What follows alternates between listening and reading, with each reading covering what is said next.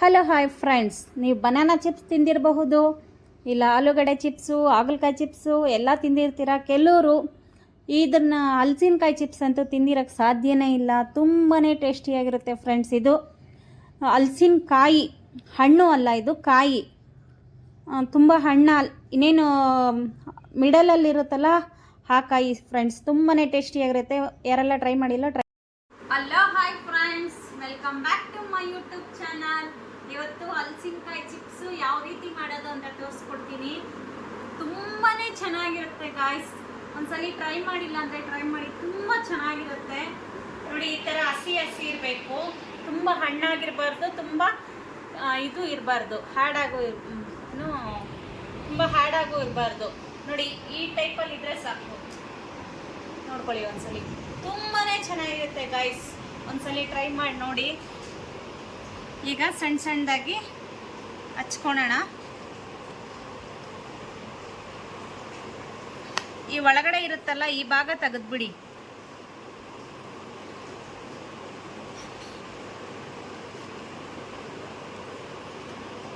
ನೋಡಿ, ಈ ಬೀಜ ಇದೆಯಲ್ಲ, ಬೀಜ ತೆಗೆದ್ಮೇಲೆ ಇದ್ರ ಭಾಗ ಒಂದಿರುತ್ತೆ ನೋಡಿ. ನೋಡಿ, ಈ ಥರ ಇದನ್ನ ತೆಗೆದ್ಬಿಡಿ, ಇದು ಬೇಡ. ನೋಡಿ, ಈ ಥರ ಉದ್ದುದ್ದ ಸಣ್ಣ ಸಣ್ಣದಾಗಿ ಹಚ್ಕೊಳ್ಳಿ.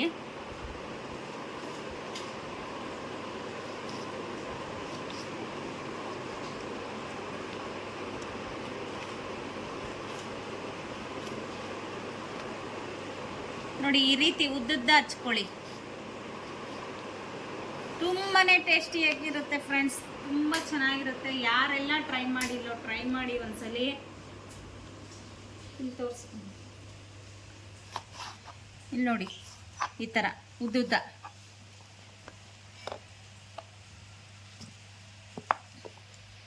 ಇದು ತೊಳೆ ಬಂದು ತುಂಬ ಸಣ್ಣ ತೊಳೆ, ಉದ್ದುದ್ದ ತೊಳೆನೂ ಬರುತ್ತೆ, ಅದು ಚೆನ್ನಾಗಿರುತ್ತೆ. ಇದು ನೋಡಿ, ಈ ಥರ. ಇದು ಕಾಯಿ ಬಂದು ನನ್ನ ಫ್ರೆಂಡ್ ಕೊಟ್ಟಿದ್ದು,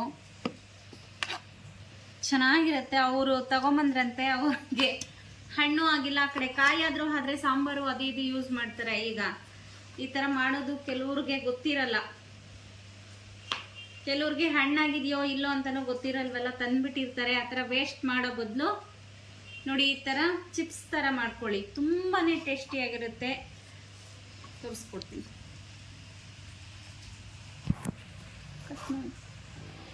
ನೋಡಿ ಫ್ರೆಂಡ್ಸ್, ಈ ಥರ ಒಂದು ಸ್ವಲ್ಪ ಫ್ಯಾನ್ಗಳಿಗೆ ಹಾಕಿ, ಒಂದು ಸ್ವಲ್ಪ ತೇವಾಂಶ ಇರುತ್ತಲ್ಲ ಅದರಲ್ಲಿ, ತೇವಾಂಶ ಎಲ್ಲ ಒಂದು ಕಾಟನ್ ಬಟ್ಟೆ ಹಾಕ್ಬಿಟ್ಟು ಕಾಟನ್ ಬಟ್ಟೆ ಮೇಲೆ ಹಾಕಿ ನೋಡಿ, ಈ ಥರ ಒಂದು ಸ್ವಲ್ಪ ತೇವಾಂಶ ಎಲ್ಲ ಇದಾಗಲಿ. ಎಣ್ಣೆಗೆ ಹಾಕ್ತೀವಲ್ಲ, ಅದು ಸಿಡಿಯೋದು ಬೇಡ ಅಂತ.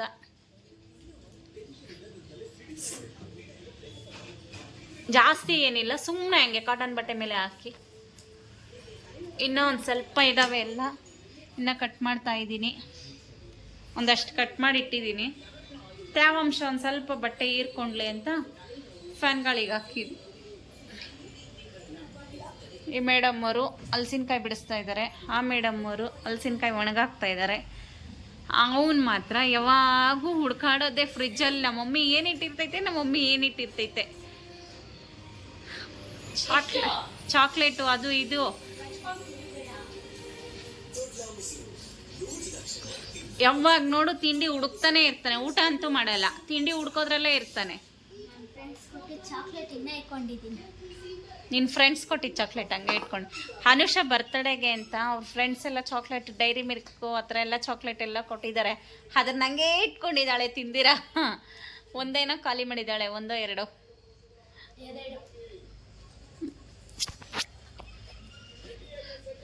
ನೋಡಿ, ಇನ್ನು ಯಾವಾಗೂ ಹುಡ್ಕೋದೆ ಕೆಲಸ. ಫ್ರಿಜ್ ಎಲ್ಲ ಹುಡುಕ್ತಾನೆ ಇರ್ತಾನೆ. ಏನು ಸಿಕ್ಕಲಿಲ್ಲ ಅಂದರೆ ಬ್ರೆಡ್ ಒಂದು ಸಿಕ್ಕಿರುತ್ತೆ, ತಿನ್ನೋದಕ್ಕೆ ಏನು ಸಿಕ್ಕಲಿಲ್ಲ ಅಂದರೆ ಬ್ರೆಡ್ ಸಿಕ್ತು. ಈಗ ಬ್ರೆಡ್ ಖಾಲಿ ಮಾಡ್ತಾನೆ ಕುತ್ಕೊಂಡು. ಆ ಬ್ರೆಡ್ಡು ತಿನ್ನಲ್ಲ ಸರಿಯಾಗಿ, ಅಲ್ಲೊಂದು ಸ್ವಲ್ಪ ಸ್ವಲ್ಪ ಕಚ್ಚಿ ಕಚ್ಚಿ ಬಿಸಾಕ್ತಾ ಇರ್ತಾನೆ.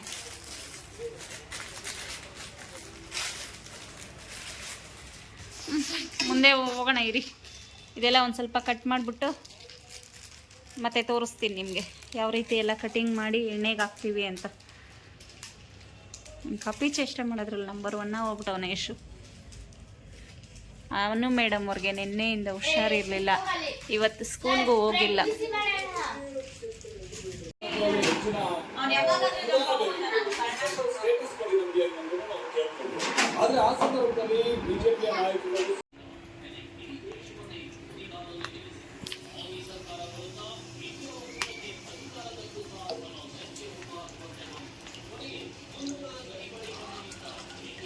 ಕಾಯಕ್ಕೆ ಇಟ್ಟಿದ್ದೀನಿ, ಎಣ್ಣೆ ಇಟ್ಟಿದ್ದೀನಿ ಕಾಯ್ಲಿಕ್ಕೆ. ಎಣ್ಣೆ ಕಾಯೋಷ್ಟರಲ್ಲಿ ಕಾಯಿಲಿ ಎಣ್ಣೆ ಒಂದು ಕಡೆ, ಈ ಕಡೆ ಸಾಲ್ಟು ಒಂದೆರಡು ಸ್ಪೂನ್ ಅಷ್ಟು ಉಪ್ಪು ಹಾಕ್ಕೊಳ್ಳಿ. ಒಂದು ಬೌಲ್ಗೆ ಹಾಕ್ಕೊಳ್ಳಿ. ಎರಡು ನೋಡಿ, ಈ ಸ್ಪೂನಲ್ಲಿ ತೊಗೊಂಡಿದ್ದು ಚಿಕ್ಕ ಸ್ಪೂನ್ ಇದು. ಜಾಸ್ತಿ ಹಾಕ್ಕೊಂಬಿಡಿ, ಒಂದು ಸ್ವಲ್ಪ ಹಾಕ್ಕೊಳ್ಳಿ. ಚೆನ್ನಾಗಿ ಮಿಕ್ಸ್ ಮಾಡ್ಕೊಳ್ಳಿ. ನೋಡಿ,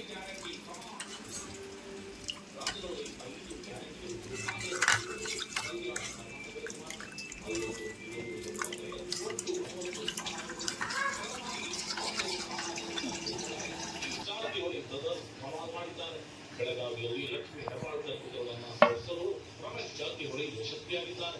ಬೆಳಗಾವಿಯಲ್ಲಿ ಶೆಟ್ಟರ್ ಪರ ಪ್ರಚಾರ ಮಾಡಿದ್ದ ರಮೇಶ್ ಜಾರಕಿಹೊಳಿ ಹಾಗೂ ಬಾಲಚಂದ್ರ ಜಾರಕಿಹೊಳಿ ಒಂದೇ ಒಂದು ದಿನ ಕೂಡ ಚಿಕ್ಕೋಡಿ ಕ್ಷೇತ್ರದಲ್ಲಿ ಪ್ರಚಾರ ಮಾಡಿಲ್ಲ. ಅಲ್ಲಿ ಸತೀಶ್ ಜಾರಕಿಹೊಳಿ ಪುತ್ರಿ ಇದ್ದಾಳೆ ಅನ್ನೋ ಕಾರಣಕ್ಕೆ ಕಾಲಿಲ್ಲ. ಹೀಗಾಗಿ ಎರಡು ಕಡೆ ಕಮಾಲ್ ಮಾಡಲು ಯಶಸ್ವಿಯಾಗಿದ್ದಾರೆ.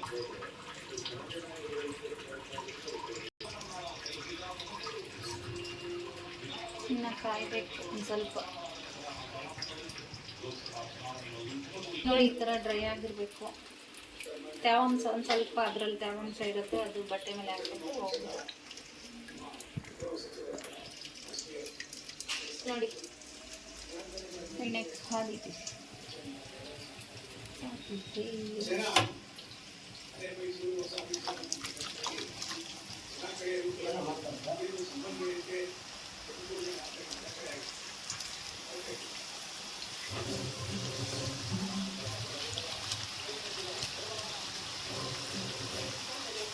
ಎರಡು ಟ್ರಿಪ್ ಹಾಕ್ಕೊಳ್ಳೋಣ, ಜಾಸ್ತಿ ಇದೆ. 2 ಟ್ರಿಪ್ ಹಾಕ್ಕೊಂಡು 2 ತಿಂಗಳಾದ್ರೂ ಸ್ಟೋರೇಜ್ ಮಾಡ್ಬೋದು. ಇದು ಚೆನ್ನಾಗಿ ಫ್ರೈ ಮಾಡಿಕೊಂಡು.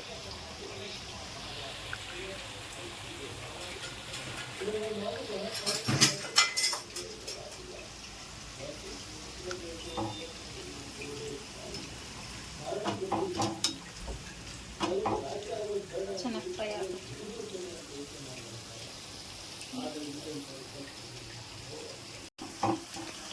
ತಿಂತಾ ಇದ್ರೆ ಕಳೆದೋಗ್ಬೇಕು, ರಸ್ಕ್ ಇದ್ದಂಗೆ ಇರಬೇಕು. ಏನೋ ಚಿಪ್ಸ್, ಇದು ಕೇರಳ ಸ್ಪೆಷಲ್ ಚಿಪ್ಸ್.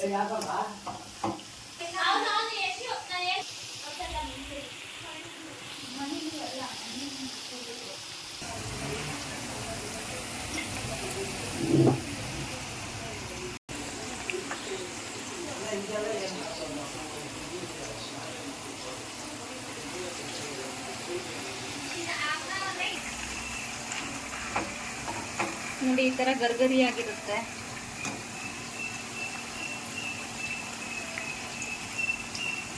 ಗರ್ಗರಿಯಾಗಿ ಬಂದಿರೋ ಸೌಂಡ್ ಬರುತ್ತೆ. ಸೌಂಡ್ ನೋಡಿ, ಈಗ ಸಾಲ್ಟ್ ಕಲಸಿಟ್ಕೊಂಡಿದ್ವಲ್ಲ,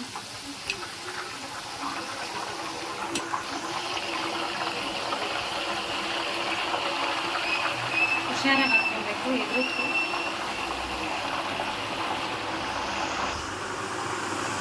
ಸಾಲ್ಟ್ ಹಾಕಿದ್ಮೇಲೆ ನೋಡಿ,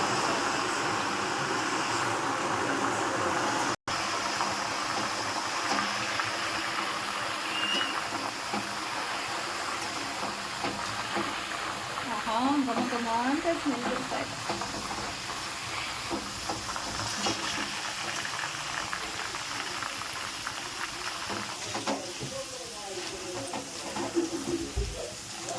ಇದು ರೆಡಿ ಆಗಿದೆ.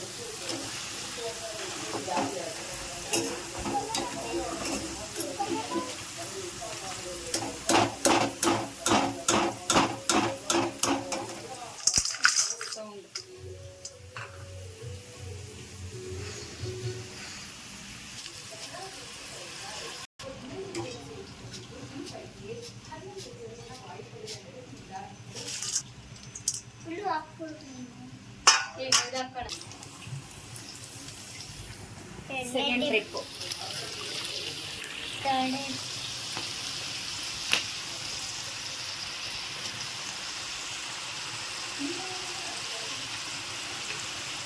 ಕುಟ್ಟಿ ಹಾಕ್ಬಿಡು.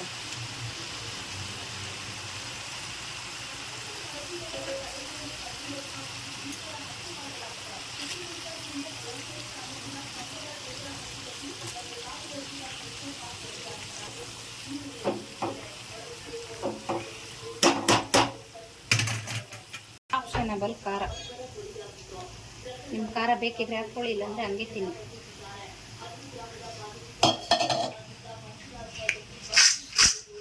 ಸೌಂಡ್ ಹೆಂಗಿದೆ?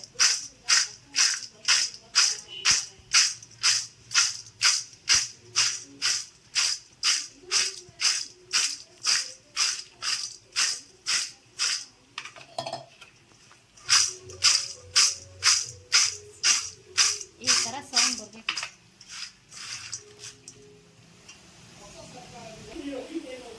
ವಾವ್,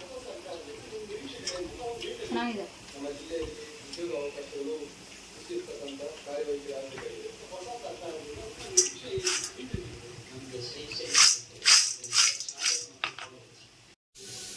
ನೋಡಿ ಯಾವ ರೀತಿ ಸೌಂಡ್ ಬರುತ್ತೆ.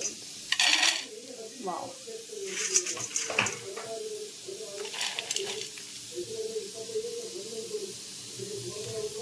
ಸಕ್ಕತ್ತಾಗಿರುತ್ತೆ ರೈಸ್ ಮಾತ್ರ.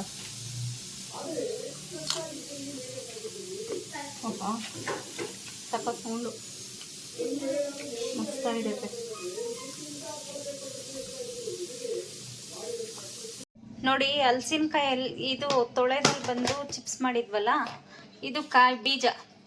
ಈ ಬೀಜದಲ್ಲಿ ಚಿಕನ್ ಫ್ರೈ ಮಾಡ್ತೀವಲ್ಲ ಫ್ರೆಂಡ್ಸ್, ಚಿಕನ್ ಗೊಜ್ಜು ಆ ಥರ ಎಲ್ಲ ಈ ಹಲಸಿನ ಬೀಜ ಯೂಸ್ ಮಾಡ್ಬೋದು.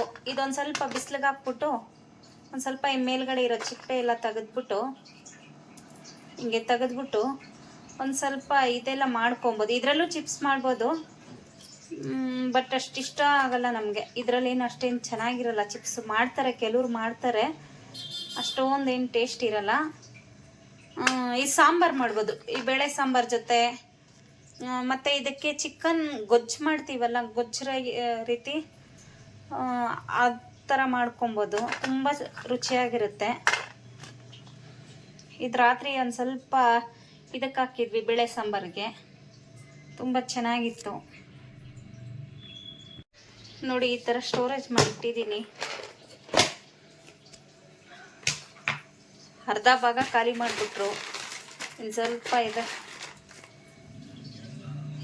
ಇದು ನೀವು 1 ತಿಂಗಳು 2 ತಿಂಗಳಾದರೂ ಇಡ್ಬೋದು. ತುಂಬ ಚೆನ್ನಾಗಿರುತ್ತೆ ಫ್ರೆಂಡ್ಸ್. ನೋಡಿ ಸೌಂಡ್ ಕೇಳಿಸ್ತಾ ಇದೆಯಾ?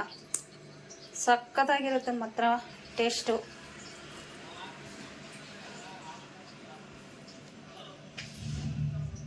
ನಿಮ್ಗಿಷ್ಟ ಆದಲ್ಲಿ ಏನು ಮಾಡಬೇಕು? ಲೈಕ್ ಮಾಡಬೇಕು, ಶೇರ್ ಮಾಡಬೇಕು, ಕಮೆಂಟ್ ಮಾಡಬೇಕು.